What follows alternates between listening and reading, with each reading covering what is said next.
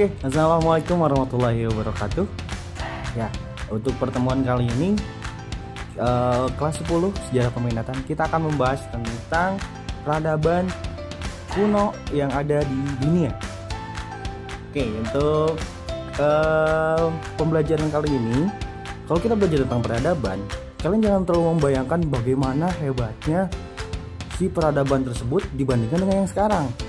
Tapi peradaban yang ada di zaman dulu itu teknologi yang sederhana saja itu bisa disebut sebagai sebuah tingkat peradaban yang sudah sangat maju. Ya. Ada beberapa peradaban besar di dunia yang akan kita bahas sekarang. Yang pertama adalah tentang peradaban Cina. Peradaban Cina ini sangat kaya sekali sejarahnya ya. Kenapa? Karena Cina ini terdiri dari berbanyak dinasti. Kemudian peradaban awal Cina ini mulai dari peradaban Sungai Yangtze dan peradaban Sungai Huanghe. Terutama di sini yang mempengaruhi terhadap peradaban Cina adalah peradaban Sungai Huanghe atau peradaban Sungai Kuning. Oke, peradaban Sungai Kuning. Oke, harus kalian pahami dulu.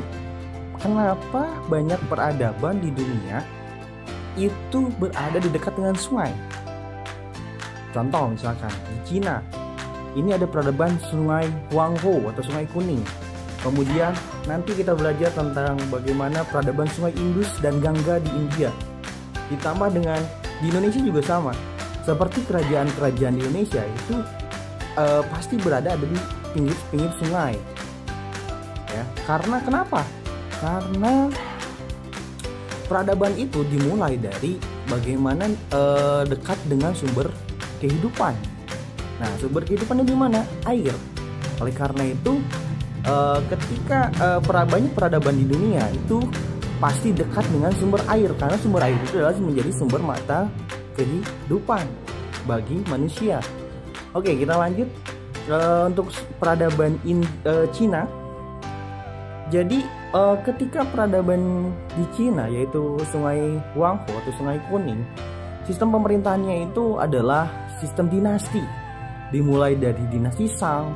Sungai Huanghe juga keadaannya sangat subur. Terbukti pada kehidupan ekonomi ketika masyarakat Cina kuno itu banyak yang menghasilkan gandum, padi, kemudian jagung, kedelai. Itu adalah hasil-hasil tanaman yang dihasilkan oleh masyarakat Cina kuno yang tinggal di sepanjang Sungai Huanghe. Dalam peradaban Sungai Kuning sudah mengenal yang namanya aksara. Dimulai dari dinasti Shang itu sudah mengenal aksara yang disebut sebagai ideograf. Ideograf itu adalah bentuk-bentuk tulisan yang berbentuk benda-benda atau makhluk hidup, bisa saja seperti itu. Jadi seperti simbol-simbol seperti itu. Ya, kemudian mereka punya kepercayaan yaitu menyembah para dewa atau kepercayaan politeisme. Menyembah banyak dewa dari mulai dewa Feng Fa yaitu dewa angin ya. Jadi mereka mengumpamakan bagaimana fenomena-fenomena alam ini itu sebagai dewa. Nah, misalkan angin gitu kan.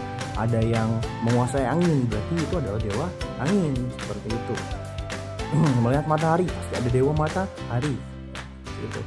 Kemudian ketika peradaban Cina ini juga mereka sangat terkenal dengan hasil kebudayaannya berupa keramik atau porcelain.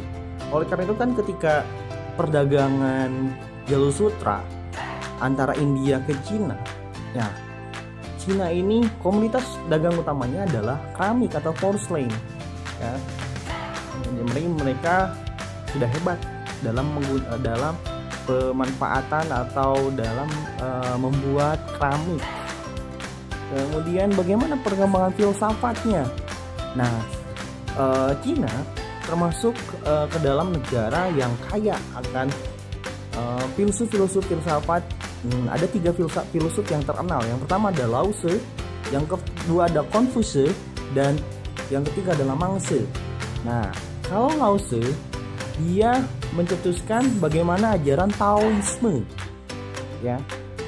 Kemudian kalau Konfuse, dia mengajarkan tentang ajaran Konfusianisme, dan Mangse itu mengajarkan tentang Mencius. Oke, kita berlanjut ke peradaban besar dunia yang lainnya, yaitu peradaban India. Nah, dalam peradaban India ini ada dua peradaban sungai besar. Yang pertama adalah Sungai Gangga, yang kedua adalah Sungai Indus. Nah, yang paling tua yaitu adalah peradaban Sungai Indus. Nah, Sungai Indus ini terdiri dari bangsanya yaitu bangsa Dravida. Ya, Dravida itu adalah penduduk asli orang India. Ciri-cirinya mukanya kulitnya berwarna gelap biasanya, kemudian berhidung pesek, ya, bermata besar. Ya bisa dibayangkan lah sendiri, gitu kan, bagaimana ciri-ciri dari bangsa Dravida tersebut. Nah, di Sungai Indus ini, peradaban Sungai Indus ini muncul ketika ketika tahun 2800 sebelum Masehi sampai 1800 sebelum Masehi. Ya. Ada dua kota besar di peradaban Sungai Indus. Yang pertama adalah Mohenjo-daro, kedua adalah Harappa. Nah, kedua kota tersebut itu berada di pinggir Sungai Indus yang berada di India. Nah, apa yang sudah dikembangkan di kebudayaan India kuno?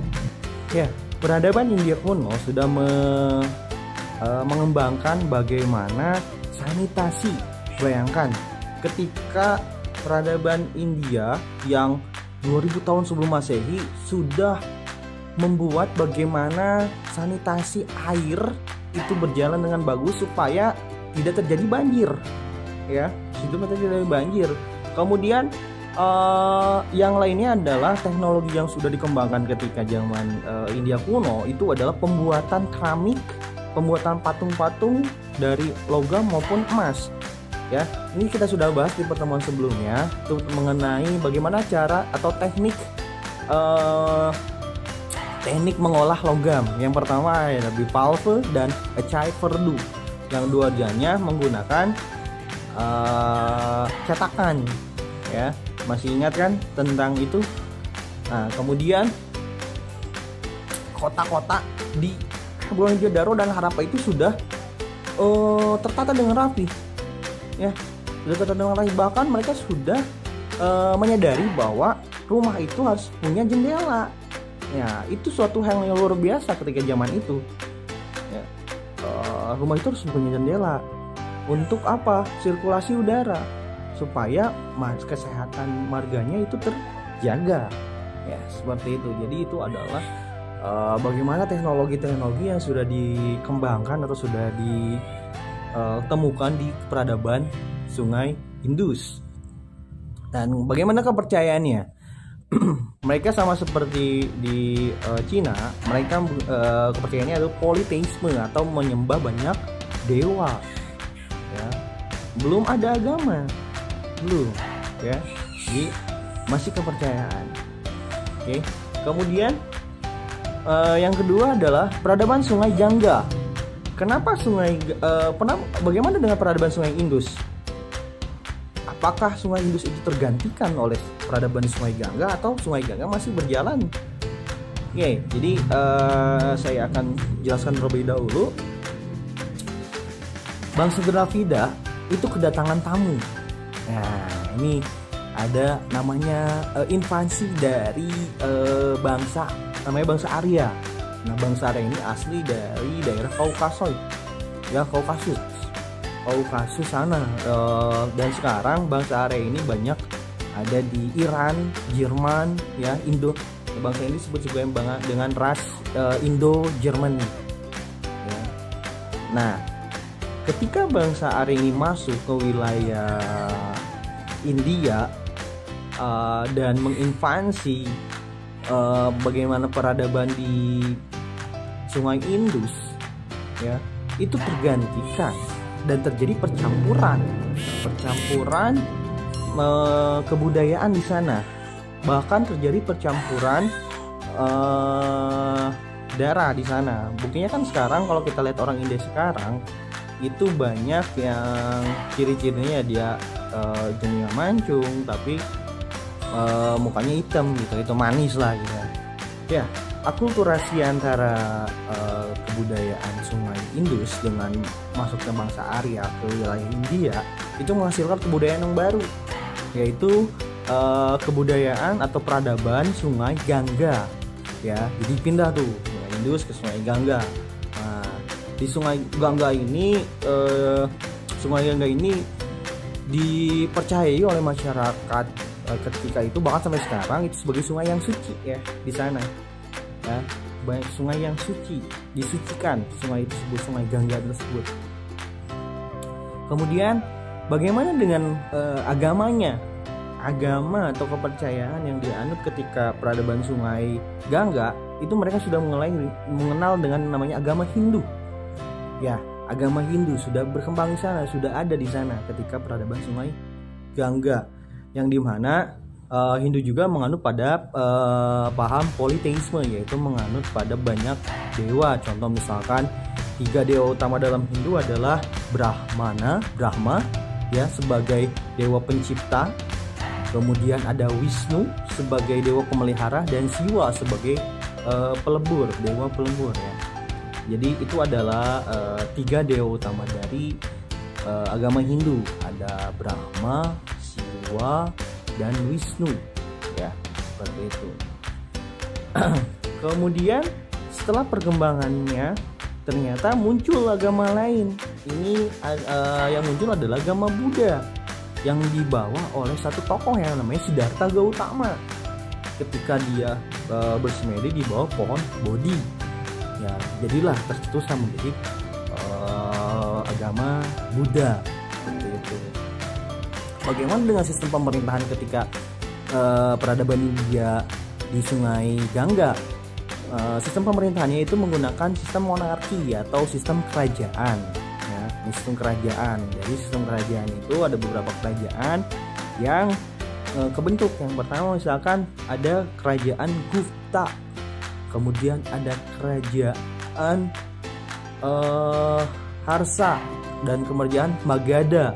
Nah, kalau kalian suka ngelihat film-film di Antv itu kan ada Asoka. Nah, itu termasuk dalam salah satu tokoh ya, walaupun memang penggambaran itu hanya sebuah penggambaran, yaitu salah satu tokoh dari kerajaan di India ya. Bagaimana pengaruhnya ke Indonesia? Juga berpengaruh ketika peradaban Sungai Gangga ini bentuk dan kerajaan-kerajaan di sana ada.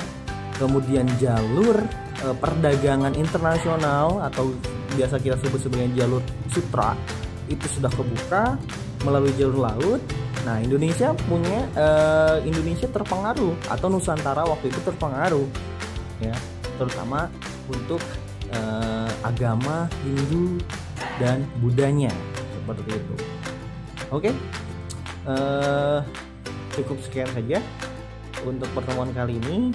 Nanti untuk tugas ada di kolom deskripsi di bawah, tolong nanti dikerjakan ya. Dan jangan lupa cek kehadirannya dengan cara komen di bawah nama dan kelasnya. Oke, terima kasih. Assalamualaikum warahmatullahi wabarakatuh.